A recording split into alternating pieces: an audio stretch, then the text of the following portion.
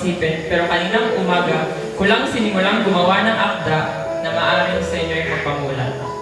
Sa realidad ng ating mundo, o maaaring isa sa akdang pag-uwi sa inyong bahay ay agad nyo rin makakalimutan, aminadong ako'y nahirapan sa kung paano ko ito sisimulan, gayong ang tema ay kabataan para sa inang kalikasan.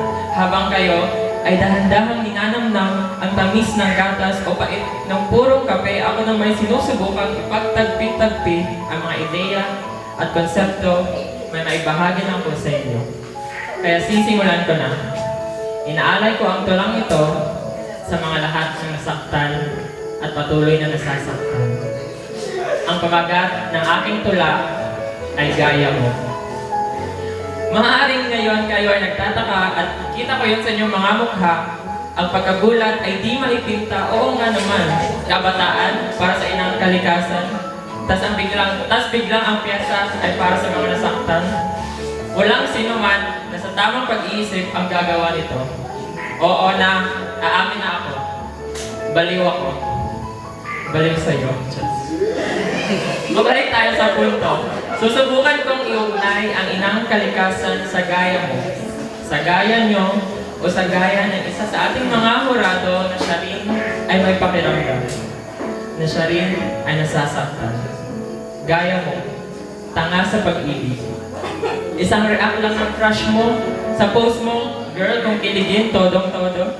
Dinaig mo pa ang TV Patrol sa bilis mong makakwento sa mga kaibigan mong pagod na sa iyong pagkadilolo, na ultimo shared post na meme ng crush mo, sa tingin mo, ikaw ang pinaparinggan nito. Baka nga ang pagmamahal mo sa kanya ay lalo pang nandiyak. Nung nag-share siya at may caption mo, ikaw, pakilap. Matatawa ka na lang talaga sa kabaluan mo sa iyong sinisinta, pero huwag kang magtuwa pag siya na ang hustong nagpakatanga. Si inang kalikasan na sa labis niyang pagmamahal sa atin, ay nakalimutan niya ang kanyang kalagayan ay inahin. Gaya mo, lubos kong magkakal. Gagawin mo ang lahat, mapansin lang ng iyong crush. Gusto niya raw ng dancer, kaya ikaw, ayun, ipinilit mong sumayaw kahit marami nang nagbabash. Mukha ka rin bulating sinapunan ng asin. Nagbumukha ka ng desperada o desperado, pero okay lang yun sa'yo. At okay lang din yun sa kanya. Kahit ang rason ng kanyang pagkasira ay ang kanyang mga sinisinta. Lubos pa rin siyang magbigay ng biyaya kahit wala na halos sa kanya natira, at gaya mo, palihim rin siyang umiiyak. Ang mga luha ay pinipigilang pumatak tuwing gabi habang ikay nakahilata at mahigpit na niyayakap ang paborito mong unan.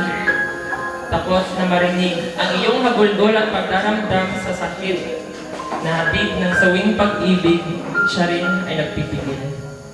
Pinipilit na huwag manghina. Dahil ang kanyang mga minamahal ay di matutuwa, titiisin ang lahat, ang bigat ng kanyang dinadala, umaasang balang araw siya na may bigyang halaga. At bago ko lisanin ang entablado, may katanungan na akong iiwan sa inyo.